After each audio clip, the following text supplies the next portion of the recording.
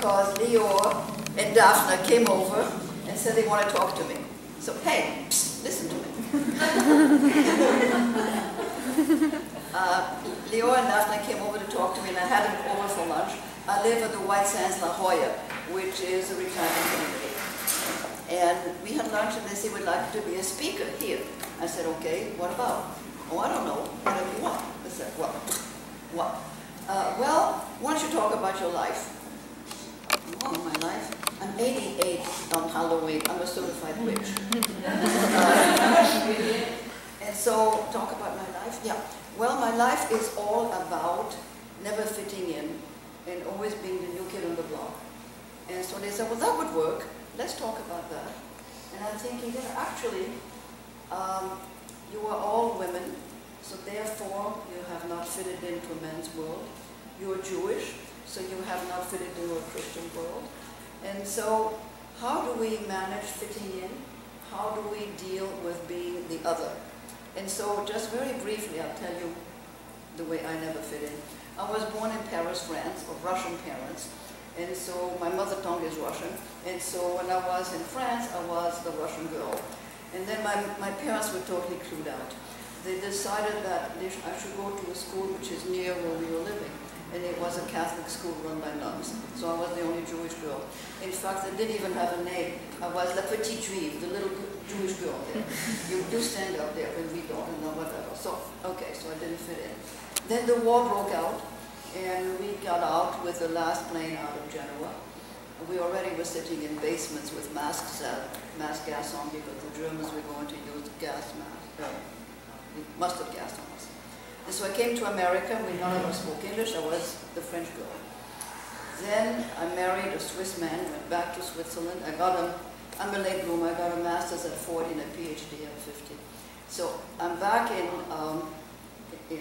Switzerland, and I'm the American woman. Then I fell in love with another man and dropped that one and got to And he was a professor of business at the University of New Hampshire. So I went over there. Now I'm the Swiss woman. I also was the first woman in a college of business. And the usual stories, I'm walking down the hallway the first day I'm there, and some man comes up to me and says, oh, hi, honey, would you fax this for me? I said, I'd be glad to, but would you do it for me next time? He said, what do you mean? Well, I do it for you. Won't you do it for me? Who are you? Professor Josefowitz.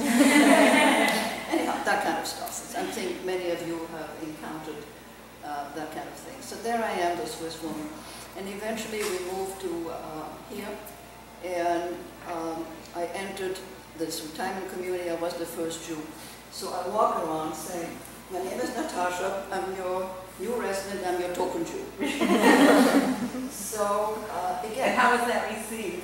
Well, as long as you're only one, it's okay. It's when we more than that, it becomes we are 50 now. We're 50 Jews. We now, in fact, Leor's husband was our chef. And, matzo ball from scratch. And my husband and I did the first Hanukkah and the first Passover and the first everything for the whole community. And we told the story of Passover, and I told him things like, well, this is also your holiday. I mean, this is what, the Last Supper, what do you think Jesus was doing? He's one of our boys. So, anyway, so it worked, but you have one of the tricks in fitting in anywhere is humor. I decided to do that so that I wouldn't hear any jokes and wouldn't hear, so that they would know, because once you hear some bad comments, what do? You can't say, you live there, so you can't be upset and you can't accept it. And so you have to prevent this by doing this. So I have several strategies I really want to talk to you about. This is an example of how it is, which was very difficult. So, if you only remember one thing from this whole evening tonight from me, it is the other voice that is heard. And that's really important. So you have a choice. You always have a choice when you are a minority whether you speak up and are heard, and you'll be heard more because you're a minority, or you play it safe, because then the opposite could happen, you're ostracized. And so you're always taking a chance. And one of my mottos is, identify the fear and then go there. And it's worked for me more or less. I mean, of course, I've also have fallen on my face, and it's also been difficult. One of the things that's interesting is when you are a minority, you have to think about your entry styles. How do you enter a group? For instance, my husband, he was a professor of economics. Careful, slow, doesn't say anything, sits in the back, mills in the woodwork, nothing. And so disregarded until he's much more comfortable and talks. Not very functional. I do the opposite, also not very functional, because I'm anxious. I want to get in, I want to know you, I want you to be known me, and here I am, and out of anxiety, and that doesn't work either. And so what I'm saying, not enough and too much, neither one is good. You have to do first some observations and see what is the culture, what is okay, and what is not okay, and take really the time to figure out what the culture is and what would be acceptable. And you still may not fit into that particular culture. So first you observe, and then after you observe, you make a decision. You make a decision that you're going to behave a certain way. And whatever you decide, you then see, has it worked? If it hasn't worked, you have to regroup and do something else. Also, one of the important things is find allies. There usually is in a group a couple of people that you can be comfortable with and you can ask questions of. Is this okay for me to say? Is this okay for me? How was this done before? In other words, a lot of questions and figuring out what is really going on in the environment. Let me just stop you and ask you a question. How many of you have been in circumstances where you're one of the few females, one of the few Jews? Raise your hands. Well, you see, this is, yeah, we're in all that, in that situation. So, one of the things that you must be aware of is that whenever we come in a new situation, it is exhausting because there's a huge amount of emotional effort to figure out what's going on and to figure out, are you going to be accepted? And do you want to be accepted? And if you're not accepted, how uncomfortable is it? And can you live with the discomfort? So these are all questions you need to ask yourself continuously. I wrote an article which was published in the Harvard Business Review in the 1980s, which I called the clonal effect in organizations. Clonal from the word cloning. And what that is that when you think of who the power base is, white, male, middle class, Protestant, and who the workforce, everything else. And so what do these people do? They promote and they hire whoever they're comfortable with. Who are they comfortable with? White, male, Protestant, middle class. This is a comfort level. And so they clone themselves. And this is what people do, and this is why people who may be very deserving, in a minority of, don't get what is due them because of the clonal effect. So one of the things that my work has been is to try and make the unconscious conscious.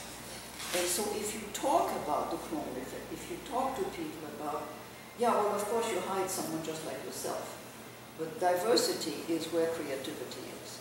And so push for diversity. I had some very funny adventures. You have to be outrageous when you are in strange situations. I'll tell you just one story. I was asked to be the consultant for Sylvania Corporation that was in Boston. You know, they make this light bulbs. I was doing a lot of workshops at the time. My first book was, I'll show you, Path to Power, A Woman's Guide from First Job to Top Executive, 1980. And so it was the first book, the only one, that dealt with women entering male-dominated organizations. And so because it was the only book, I was on Larry King and I was on Dr. Ruth. Oh, I have to tell you about Dr. Ruth. I'm on her show and I said, Dr. Ruth, you talk about sex and how to do it at home. I want to talk about sex and how not to do it in the office. Anyway, so I'm selling these seminars on women in power. And so now I'm the Sylvania Corporation. I walk in, and this man, the head CEO, stands there and he says, okay, go sell your program. All my top executives are in the boardroom over there. I usually sit at the head, you go sit at the head, I'll watch. So okay. So I go, I sit at the head of this long table and all the suits are there. And they pay no attention to me, I'm invisible. I'm thinking, oh shit. How am I going to get in here? And thank God there's a man who comes in late, and then he says, huh, what's going on here? So the name of the CEO is Robert Reed. My name is Roberta Reed. I had a sex change operation. Well, that is so outrageous that I sold them an $80,000 seminar. So you have to be willing to, as long as you are the other, you have to be willing to play it, because it's a chance to do it. You won't ever really fit in. You really never will be one of the boys. And so you might as well be the one girl who has a different voice. And that works. One of the issues that women have generally, much more than men, is that we want to be liked instead of giving up respect.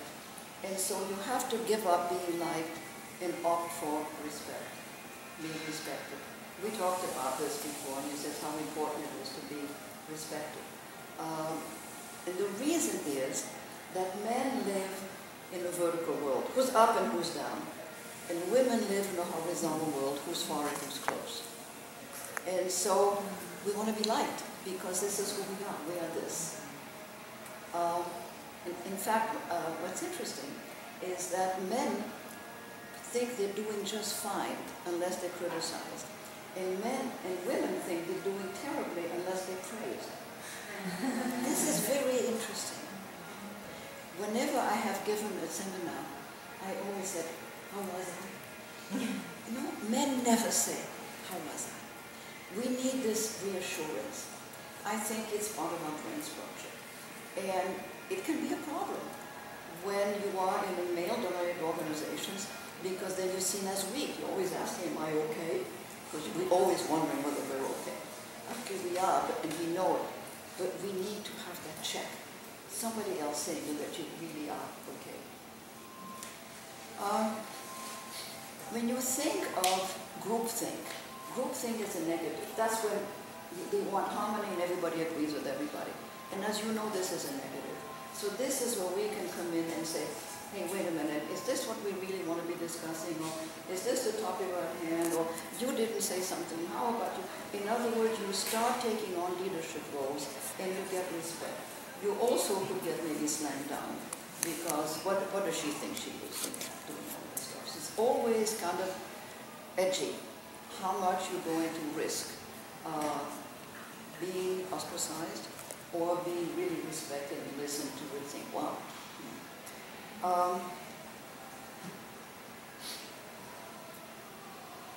Yes, one of the things that men never do and that women do a lot is share personal information. You have to decide how much personal information you share about your children, about your family. The tendency is to do quite a bit of that. We also do a lot of smiling and a lot of mid-air. This is seen as different by men. They don't get it. And so it makes it difficult sometimes for us to be really seen as powerful and a leader when we do these female things. And I'm not saying we shouldn't do them, because in a way, you may want to change the culture. Everybody else do it. I did that when I went to White Sands. This is a Presbyterian place. You know, Presbyterian, how do you do? You know. And I'm a huggy person. And so I'm thinking, oh shit, what am I going to do? This isn't working for me. Everybody's very distant. And so it happened that we were building a new wing. And so a whole bunch of new people were coming in. And they didn't know this culture. And so anybody who came in, I put my arm around them and I said, we're a family here. And so they thought that was the culture. So it is the culture now at White Sands. We're a family, everybody's hugging each other. It works. So you can change the culture. It's doable. Yes, when you look at, I want to say that it's a series of things. You observe, you make a prediction of how you're going to behave. If it's disconfirmed, there's a disequilibrium. It hasn't worked, you don't feel good, you worry maybe you should leave this place, it doesn't work. You stick it out, because you make new observations, with new predictions, and then if it's confirmed, you have relief. Whew, I made it, I'm okay. It never will be okay by everybody, but you just need a few allies. One of the strategies I say to people when they are in a meeting, I don't know whether you've noticed this, you will say something really important. Nothing. A man, 2 seconds later, says the same thing, and they say, oh, it's Mr. So-and-so said. So you can't say, I said it first. So what you have to do, you have to have an ally. When you have an ally, which you go like this, and they say, well, I think she said it first. So make allies wherever you are. Women need allies to speak for you, because you cannot speak for yourself because you see that writing is not good. That's important. Okay. And then there's I was the sexual harassment expert for the city of San Diego for 3 years. And one of the things that I did, I made the chief of police was there, it was Jerry Sanders, who was the mayor, Bill Collender was there, who was the sheriff, the head of the fire department, had all these guys were there. And I put them all in a room with all the men on one side and all the women on the other. And this is what I said. And by the way, that workshop that I'm going to tell you about, the American Manager Association asked me to do it all over the country. Men don't get sexual harassment. They don't get it. What's the matter with her? She's exaggerating. What is it? It's a compliment. No, they don't get it. This is what I did. I told the men, you are in your mid-20s, a single mother with children. This is a bad economic time and you need the job. You don't want to go to bed with me. I tell them, the women, you're a mid-level manager. She has these short skirts and those see-through things, and she crosses her legs so you can see up the kazoo. And so she wants it. Get her into bed. And so all the women went, and I said, go harass. And so all the women went and harassed the men. And, you know, rubbing their thighs and saying, you have lovely hands, they shouldn't be typing, come to my home. In fact, Bill Collender, the sheriff, came up to me and said, I don't know what to do. I said, I'm not your Jewish mother, go back there. So what the men got afterwards, what they really got, is that it's not an issue of sex, it's an issue of power. Because they said, they realized for the first time that they would say, stop it, don't, they might lose their job. And so what did they do? They were stuck. They did a lot of female behavior. They fixed their ties, they crossed and uncrossed their legs. But what I did not expect, which was really interesting, the women said, and that was all over the country, we didn't know it was so much fun. The more they harassed, the more they wiggled, the more they did it. And they understood also the power stuff. It's a power thing. It was really interesting. Anyway, so, think of what the language we use when we are new and not fitting in, how we try to fit in. The interesting words: earning your stripes, learning the ropes, paying your dues, passing muster. When you think of these words, these are all kind of military words, but what they say is, this is what you need to do to fit in, to get in. You have to do these things. And it's hard, but one of the things that I worked on when I looked at harassment, there's a lot of it now, as you know, in the papers. You know, you've been reading about the football stuff, how horrible they are to the young freshmen. It was in the papers today, it was awful. This is the male kind of teasing that makes you see if you're going to be one of the guys, if you can take it. And then if you do that, then you can get in. Now, with the men, they kind of know that it's going to happen, but the women feel this is not okay. And when it's done to women, it is not okay. And yet, some of the teasing and some of the harassment is a rite of passage. And if you can take it, then you can be one of them. Unless, of course, it's really angry and mean and destructive, which it also can be. So, what I want to do is read you, I've been working on being different and trying to get in all my life. I mean, this is what my life was about. And so I want to read you a few poems because I've written all these books in management. My 20th book just came out. And I've always added poems to them because I thought if you say a poem, it says things that you can hear in a different way, and men could hear them in a different way if it's in a verse form. Otherwise, it feels like, well, you're just not getting it. And so this is something I call good management potential. If I'm assertive, I'm seen as aggressive. If I'm aggressive, I'm a bitch. I won't be promoted. Let's try it again. If I'm non-assertive, I'm seen as a patsy. If I'm a patsy, I won't be promoted. Let's try it once more. If I'm very careful, I can go unnoticed. If I'm unnoticed, no one will know I want to be promoted. See, these are some of the issues that we deal with, and they're still there. It's better, but it's still there. Choices. These are the choices we all have. Up front or last row. Out there or hidden. Speaking up for, speaking out against, or shutting up into safety. Be heard, be visible, be criticized and attacked. Be quiet, unnoticed, left alone, peaceful. To shout the anger, to cry the tears, to educate, correct, confront, or to mumble in corners, grumble with friends, protect myself from learning, protect others from changing. These are our choices. I was out in the front lines, in the trenches, and I really believe that we are still all in the trenches. You are still all pioneers in doing it. This is one which is adapted from Hillel. What am I? You will recognize it. Somewhere between always giving to others and always keeping it all to myself, I stand. Somewhere between only caring for others and only caring for me, I live. But when I'm only for others, I ask, who will be for me? And when I'm only for me, then what am I? That's a nice conclusion. Do I have time to do a few more? How are we doing? I'm not sure. I have 3 more minutes. How many? 3, 4 3 minutes. Okay, let's see. Falling through the cracks. I'm often not quite ready to let go of the past, and so not quite ready to commit to the future. I'm often so attached to the old that I'm not willing to tackle the new. Some situations are not quite bad enough to leave, but yet not quite good enough to stay. I had that kind of a marriage. However, if I sit too long between 2 chairs, I'm in greater danger of falling right to the cracks.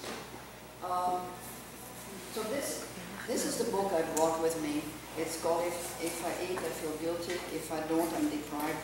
I'll just read you a couple of things.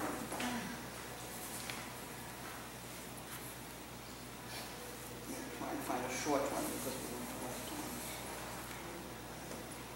At work, men think they're doing well unless criticized. Women think they're not doing well unless praised. I've said that. This is really important. Okay. This is the book I just finished. My husband died 5 years ago, and it's all poetry. And it was named by Kirkus Review the best book of last year, 2013, which is amazing. So there's just one poem I want to read to you from this. What's the name? I brought it. You can all buy it. Living Without. If you have parents who have losses, this is a good book to give. This is Healing Time. Yahrzeit. Today is 1 year since he died, an anniversary. I lit a candle last night. I said Kaddish, a prayer for the dead that does not mention death. Did you know that Kaddish says nothing about death, it just praises God? Okay. And today I think about my life that has become meaningless without him. Yes, I'm better, I don't cry as much, I go to movies with friends, yet it all feels like a sham, an exercise in getting through the day. This is not a complaint. I know what to be grateful for. Good health, good friends, comfortable place where I can live, where I can write. I'm not depressed, I'm still breathing a year later. I do not know when the sad, muted colors that still surround my world will ever become bright again, if ever. I do not know if I will ever look forward to anything again, instead of just this one step at a time thing, just getting through the day, which I'm still doing, especially today. I've been told the next anniversary is easier. So when I brought this just to show it, my book was just translating humor. Okay, I'll quit here and ask if you have questions. We can talk. I know everything, and if I don't, I make it up. Will you come back again? Huh? Will you come back again? Yeah, any questions about anything? I mean, I'm, I'm a consultant. I'm a therapist. Give us the secret of your sharp brain. My what? The secret of your life to keep you so vital and sharp in your age. Well, I know, I'll tell you. I try, and I'm serious, I try and live intelligently. I really have eaten right all my life. I really have paid attention to what I eat. I'm really, and it's important. I don't eat a lot of fat, I don't eat greasy stuff. I try not to eat too much sugar, too much salt, we all know, it's not, but what I do, I really try to do it that way. And the other thing, I exercise. I'm on a goddamn treadmill every day. And also I have big muscles. I do weight training. I meditate. I really, really try to live intelligently so that I'm healthy. Look, I'm 88, and I wake up in the morning, nothing hurts. So it's amazing. And and also. Find humor in almost everything you do. Like when Leo asked me, do you want to do this thing? And I said, bunch of nice Jewish women, fun. So I said, sure, yeah. And this is huge fun. And so the decision often is, will it be really fun? And if it isn't fun, what can you make fun out of it? And so I always try. I am sometimes inappropriately humorous. I mean, I'm kind of a troublemaker where I live. But at least it's fun. And so, yeah.